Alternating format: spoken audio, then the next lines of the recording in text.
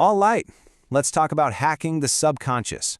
We're going to figure out why, sometimes, it feels like we are our own worst enemy.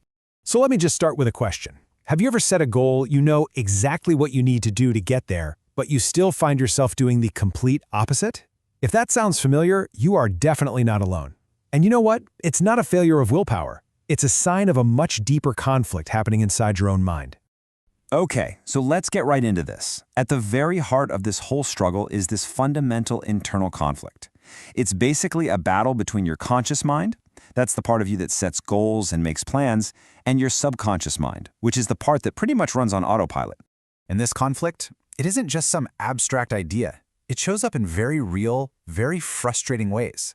It's that constant, nagging anxiety that just seems to come out of nowhere. It's procrastinating on the very things you know will move you forward. It's that baffling pattern of self-sabotage, right when you're on the verge of a breakthrough. And all of this, well, it's the fastest way to get to burnout. This right here is the absolute crucial point. If you've been trying to solve these problems by just gritting your teeth and using more willpower, you've been fighting the wrong battle. It's like trying to use your voice to stop a tidal wave. You're simply targeting the wrong part of your mind. So to really get what's going on, we need a better way to look at it. Let's use one of the most powerful metaphors for the mind there is, the iceberg. Now think about this for a second. This number is staggering. Some research suggests that a massive 95% of your daily behaviors, your decisions and your reactions aren't driven by your conscious choices at all. They're run by your subconscious programming.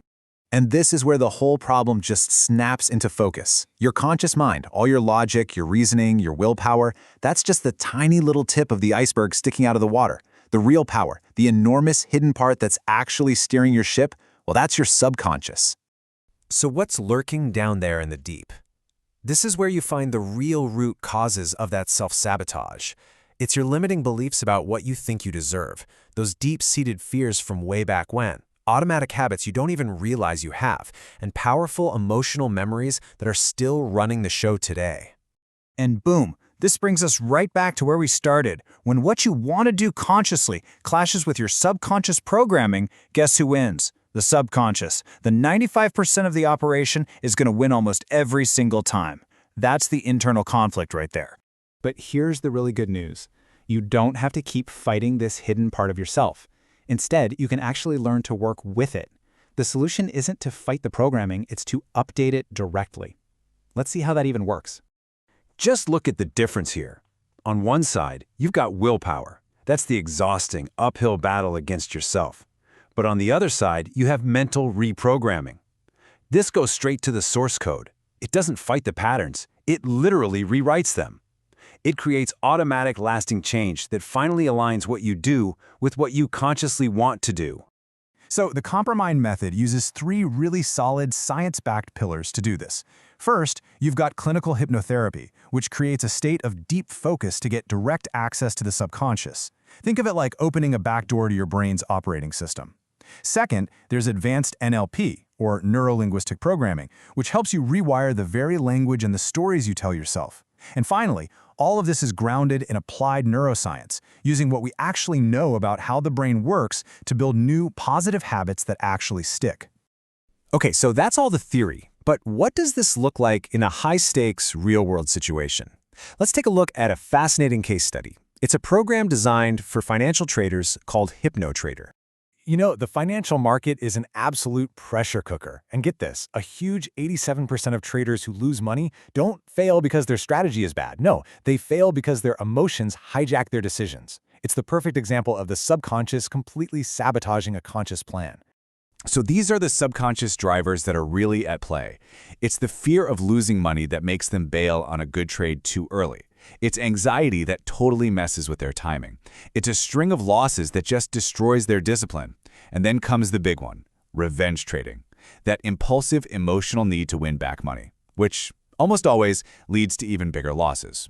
So, the HypnoTrader process tackles this head-on. Step 1, you map out those emotional triggers. Step 2, you use hypnotherapy and NLP to neutralize the fear and the impulsivity. And then step 3 is all about integrating this new emotional control into their daily routine, making it automatic, making it consistent.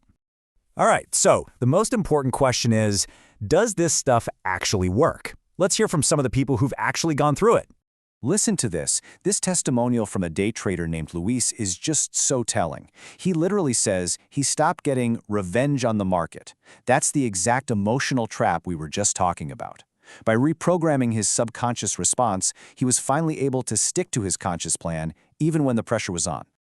Now, I know when a lot of people hear the word hypnosis, their minds immediately jump to those stage shows where people are, clucking like chickens. So let's clear up a couple of really big myths right now. First off, is this just entertainment? No, not at all. Stage hypnosis is a performance, plain and simple.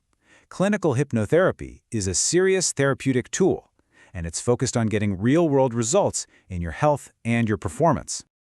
And that brings us to the second big fear a lot of people have. Are you going to lose control or be made to reveal all your deepest, darkest secrets? The truth is, no. You are conscious and you are in control the entire time. It's more like a state of deep focus than being asleep. And your mind has this built-in firewall. It will only accept suggestions that actually align with your personal values. You are always in the driver's seat. So, to kind of wrap all this up, the big takeaway is this. If you feel stuck, the answer isn't to just push harder with more willpower. The real key to unlocking your potential is to stop fighting and start aligning that incredibly powerful subconscious mind with your conscious goals. And that leaves us with one final and I think really powerful question to think about. Just imagine for a second. Imagine that the immense 95% of your mind was not an obstacle, but your greatest ally. What could you truly achieve if it were working for you instead of against you?